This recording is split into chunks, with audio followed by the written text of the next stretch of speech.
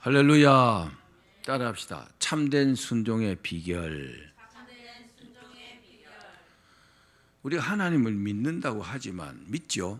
또 믿는다고 하지만 순종하지 않으면, 하나님 말씀에 순종하지 않으면 사실은 믿는다고 말할 수 없습니다. 또 입으로만 믿는다고 하는 사람도 많잖아요. 그죠? 그래서 오늘 설교를 들으시면 참된 순종이 뭔가, 내가 참으로 순종하는 게 뭔가 하는 것을 깨닫게 되실 것입니다. 그런 귀한 시간 되기를 바랍니다. 아버지께서는 오늘 본문에 보면 아버지께서, 한 아버지가 있었는데 두 아들이 있었어요. 두 아들에게 똑같이 말씀했어요. 뭐라고요? 얘야, 너 오늘 저 포도원에 가서 일 좀 해라. 그랬어요. 그런데 이 비유는 단순히 어떤 한 가족만의 이야기가 아닙니다. 이 말씀은 우리를 향한 하나님의 명령이라고 할 수 있습니다. 우리의 순종을 통해서 하나님의 마음과 또 우리의 신앙을 점검해 볼 수 있는 그런 귀한 시간이 될 것입니다. 큰아들은 아버지가 오늘 너 저 포도원에 가서 좀 일해라 그러니까 예, 알겠습니다. 근데 어떻게 됐어요? 가지 않았다 그랬어요. 대답만 하고 실제로는 가지 않은 겁니다. 그런데 둘째 아들은 달랐습니다. 아버지가 애야 너도 저 오늘 포도원에 가서 일 좀 해라 그러니까 싫습니다. 참 당찬 아들입니다. 그죠? 둘째 아들이 싫습니다. 어찌 보면 아버지의 권위에 정면으로 도전하는 듯한 그런 대답을 했습니다. 그런 아들도 있습니다. 그러나 그 이후에 아주 놀라운 변화가 일어났죠. 대답하여 이르되 실소이다. 둘째 아들이 그렇게 말했다가 어떻게 했어요? 뉘우치고, 그 이후에 뉘우치고 갔다 그랬습니다. 둘째 아들은 그 자리를 떠나 아버지의 말씀을 듣고 그 자리에 홀로 딱 섰을 때에 자신의 마음속에 깊이 울리는 아버지의 사랑과 자신의 잘못을 깨달은 겁니다. 여러분, 이런 사람이요 하나님께서 원하는 사람입니다. 우리는요 실수할 수 있고 잘못할 수 있어요. 그런데요 어떤 깨달음이 딱 왔어요. 어떤 깨달음이 딱 왔고 아이쿠나 이거 내가 실수했구나, 잘못했구나. 그럼 어떻게 해야 돼요? 돌이켜야 되죠. 근데요 그 내면의 소리가 들림에도 불구하고 그렇게 하지 않은 사람들이 굉장히 많습니다. 그런 사람들이 하나님을 거역하는 사람들이죠. 설교를 들으면 뭐합니까? 실천하지 않는데. 그죠? 아멘 하면 뭐해요? 하나님 말씀대로 순종하지 않는데 그럼 무슨 소용이 있습니까? 정말 백해무익합니다. 제가 볼 때는 시간만 낭비하는 거예요. 근데 그런 사람들이 너무나 많다는 겁니다. 왜 너무나 쉬운 이런 이야기를 예수님께서 직접 이렇게 하실까요? 너무 순종을 안 한다는 겁니다. 여러분, 정말 천국 가려면 순종해야 합니다. 하나님 말씀을 믿고 내가 순종해야 천국도 가는 거잖아요. 교회 다닌다고 천국 갑니까? 천만의 말씀. 하나님이 믿어지지 않으면요 천국 갈 수 없어요. 그건 제가 하는 게 아니잖아요. 하나님이 그렇게 하시잖아요. 거기에 뭐가 필요합니까? 순종이 필요한 겁니다. 여러분, 순종해야 합니다. 둘째 아들은 그 자리를 떠났을 때 마음속 깊이 느껴졌어요. 아버지신데, 아버지께서 말씀하셨는데 내가 지금 미친 거야. 내가 뭐라고 대답한 거야. 정신이 든 겁니다. 그래서 후회했습니다. 돌이켰습니다. 내가 잘못했구나. 그런 자신의 그 무례한 첫 대답을 뼈저리게 후회했습니다. 여러분, 사람이요 이렇게 돌이킬 수 있는 것은 뭔가 깨닫고 이렇게 뼈저리게 후회를 해야, 그죠? 거기에 대해서 깊이 생각하고 돌이킬 수 있잖아요. 둘째 아들이 그랬다는 겁니다. 아버지의 뜻을 거역한 내가 잘못했다. 내가 정말 잘못했다. 그리고 그는요 뭘 했냐? 용기를 내었습니다. 그 용기는 단순히 잘못했다는 그런 후회에서 멈추지 않았습니다. 잘못했습니다. 거기서 끝나지 않았습니다. 그는 어떻게 했어요? 돌이키는 행동을 했습니다. 그리고 참된 순종의 길로 나간 것입니다. 그는 아버지께 다시 돌아와서 사죄하지 않았습니다. 아버지, 제가 잘못했습니다. 이런 말 하지 않았습니다. 또 멋진 말도 늘어놓지 않았습니다. 그러나 묵묵히 또 지체 없이 어떻게 했어요? 포도원으로 발걸음을 옮겨서 거기 가서 아버지의 말씀대로 땀 흘려서 일했다는 겁니다.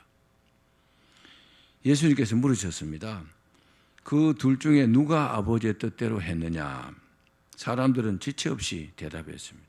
둘째입니다. 맞죠?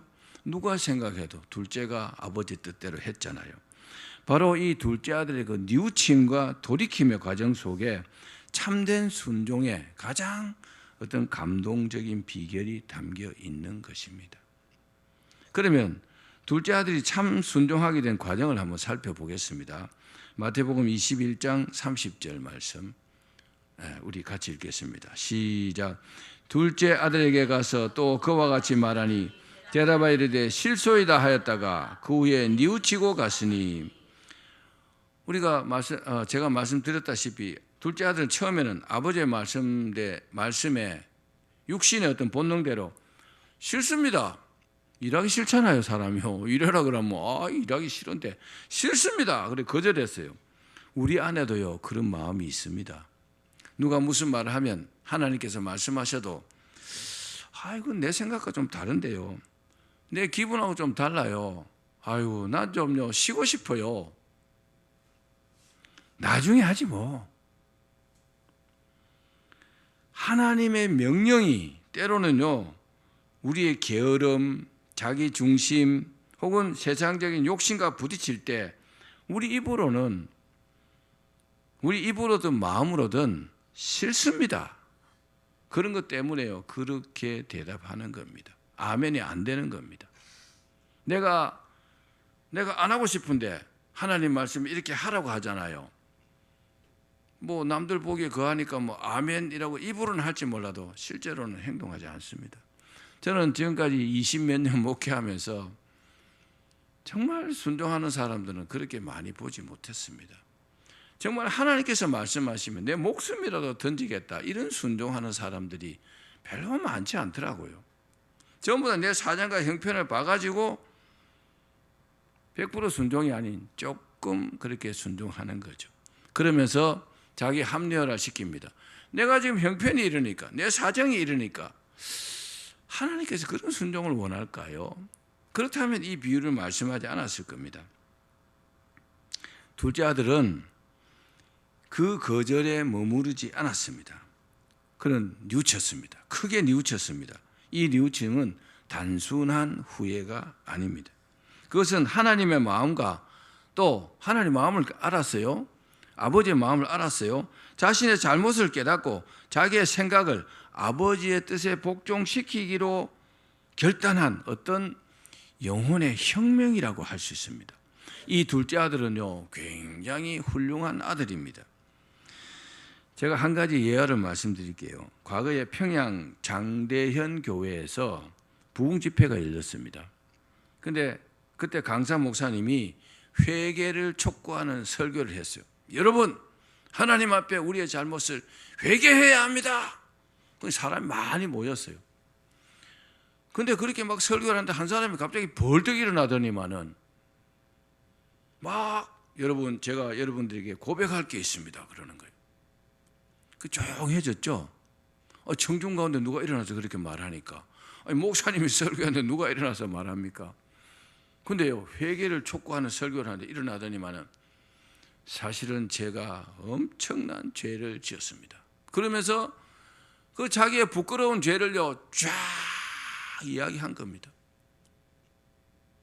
대단한 용기 아닙니까? 저는요, 그 사람이 그 자기의 부끄러움을 무릅쓰고 그렇게 말한다는 것은 엄청난 용기라고 생각합니다. 그 양반이 그렇게 딱 하고 나니까 또 다른 사람이 일어나서 저도 사실은 이런저런 죄를 지었습니다 하면서 막 자기 죄를 고백했어요. 대단하죠? 또 딴 사람이 일어났어요. 또 딴 사람이 일어났어요. 그러니까 막 온 청중이요 회개하면서 울음바다가 되었다고 합니다. 그 장대현 교회였어요. 그 회개의 물결이 그 장대현 교회에서 시작해갖고요, 그 평양 장대현 교회에서 시작해갖고 온 나라를요, 온 나라에 번진 겁니다. 그때 그 장대현 교회에 성령이 충만하게 임해가지고 회개 역사가 터지고요, 성령 충만의 역사가 일어났던 것입니다. 여러분, 우리가 무엇을 잘못했을 때 뉘우치는 것은 굉장한 용기가 필요합니다. 그러나 굉장한 용기를 가지고 그렇게 자신이 회개를 하면 하나님께서 기뻐하시고 역사하십니다. 뉘우치는 이 둘째 아들의 모습은 당시 본문에 나오지만 세리들과 창녀들을 포함한 죄인들을 상징합니다. 그들은 사회적으로는요, 엄청나게 손가락질 받는 죄인들이었지만, 죄인들이었고 또 이 사람들은요, 율법을 지키지 않습니다. 그러나 세례 요한이요, 회개를 촉구했어요. 회개하라! 천국이 가까웠다. 도끼가 나무 뿌리에 놓였다.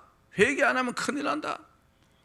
그렇게 회개를 촉구하는 그 회개의 소리를 듣고 이들이요, 진심으로 하나님 앞에 회개했습니다. 저는 너무 잘못했습니다. 하나님 앞에 인생을 잘못 살았습니다. 그렇게 회개하면서 하나님을 믿게 되었습니다. 요한의 그 회개 촉구, 그것을요, 믿음으로 제대로 받은 사람이 뉘우치고 회개했겠죠. 그렇게 외쳐도 전혀 회개하지 않는 사람들이 태반이었습니다. 그들을 오늘 예수님께서 아주 질타를 하고 있는 겁니다. 예수님의 감동적인 선언을 한번 보십시오. 마태복음 21장 31절 말씀입니다. 같이 읽겠습니다. 시작. 내가 진실로 너에게 이르노니 세리들과 창녀들이 너희보다 먼저 하나님 나라에 들어가리라. 아멘. 회개하고 믿었으니까 이 사람들은 천국을 간다는 겁니다. 그럼 회개 안 하고 믿지 않은 사람은요, 못 간다는 말 아닙니까?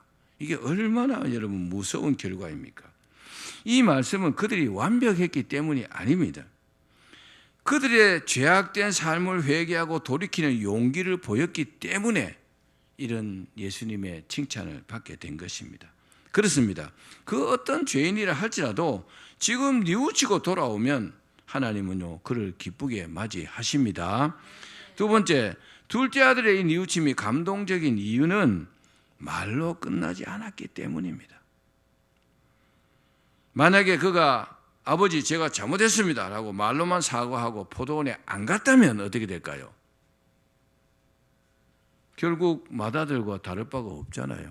그죠? 큰아들은 가겠습니다 그래놓고 안 갔는데, 잘못했습니다 그래놓고 안 가면 결과는 마찬가지잖아요. 그렇습니다.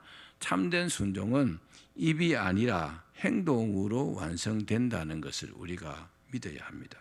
싫습니다 라고 말했던 과거는요, 별로 중요하지 않습니다. 아버지가 원하는 것은 가지 않았다면 지금이라도 뉘우치고 가는 행동입니다.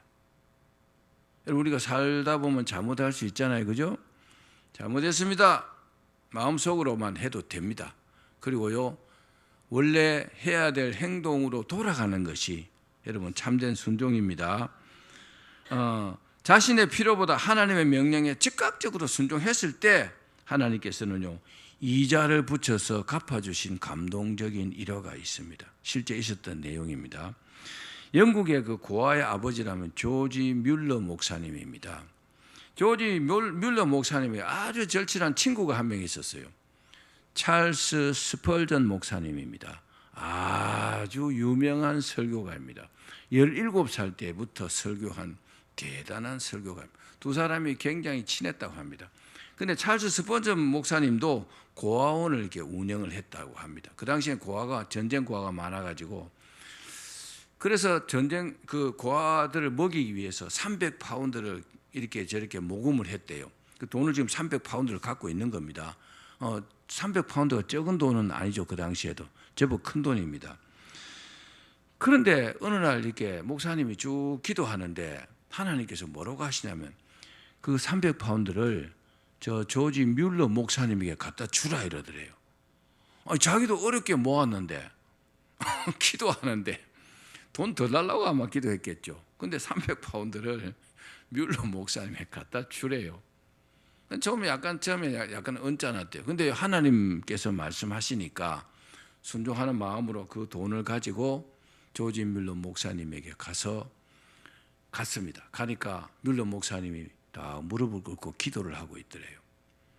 기도를 하고 이렇게 문을 똥똥 두드리고 들어가서, 목사님, 사실은 내가 기도하는데 하나님께서 300파운드를 당신에게 갖다 주라고 해서 갖고 왔습니다. 그러니까 얼마인데요?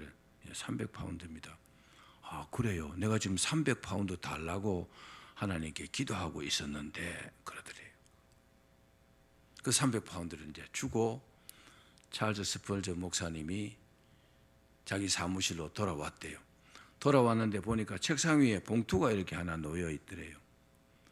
그래 보니까 거기 돈이 들어있는데 300기니가 들어있대요. 300기니면 300파운드보다 좀 더 많은 금액입니다. 그 하나님께서 300파운드 갖다 주라 순종하니까 그보다 더 큰 돈이 이제 누가 거기다가 헌금을 이렇게 해놨더래요. 여러분, 내 마음에 좀 안 맞아도 하나님 말씀하시면 그 말씀에 순종해야 합니다.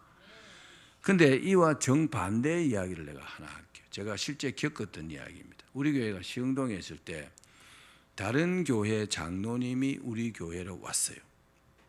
그 교회 14년 다녔다 하더라고요. 다른 교회 장로님이신데 그 가족이 4명인데 우리 교회로 왔어요.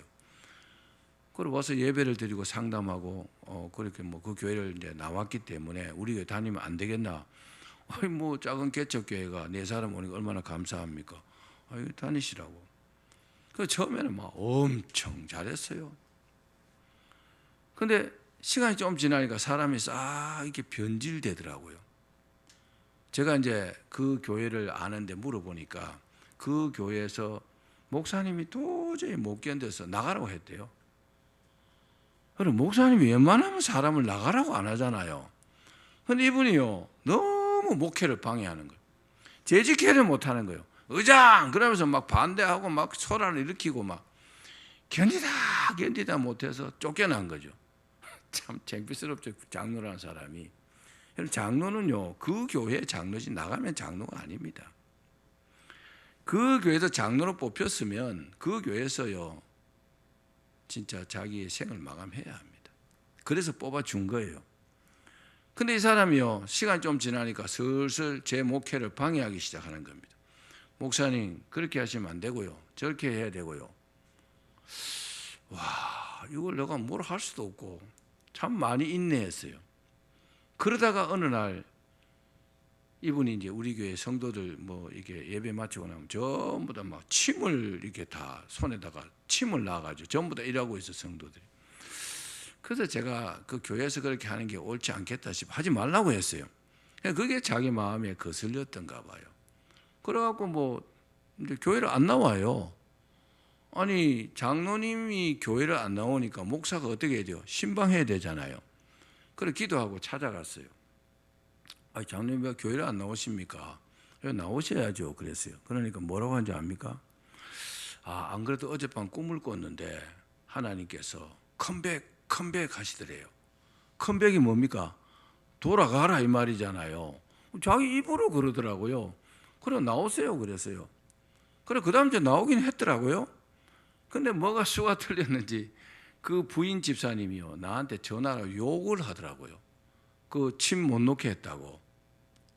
그러고 이제 그 우리 교회를 떠났어요. 저는 이제 그 자기가 그 꿈속에서 하나님께서 컴백했다는 하나님의 음성으로 자기가 믿었고 자기가 또 말을 했잖아요. 그랬다면 하나님께서 돌아가서 신앙생활 잘 하라는 거잖아요. 그럼 어떻게 해야 돼요? 순종해야죠. 목사도 당연히 돌아오라 했지만 하나님께서 컴백했으면 가야 문제가 안 생기잖아요. 여러분 하나님 말씀을 거역하면 어떤 일이 생길지 누가 장담합니까? 제가 맹세코 그분을 위해서 내가 저주를 했다든지 그런 기도를 한 적이 없습니다. 근데 그렇게 있다가 우리 교회가 안양으로 딱 이사하고 얼마 있으니까요, 소식이 딱 들렸는데 그 장로님이 중풍으로 쓰러져 가지고 반신불수가 되버다고 합니다. 그거를 정확하게 진단해서 이게 뭐 하나님을 거역했기 때문이다, 뭐 목사보고 욕했기 때문이다, 이렇게 내가 장담할 수는 없지만 하나님께서 컴백했으면 들어야죠. 그렇죠?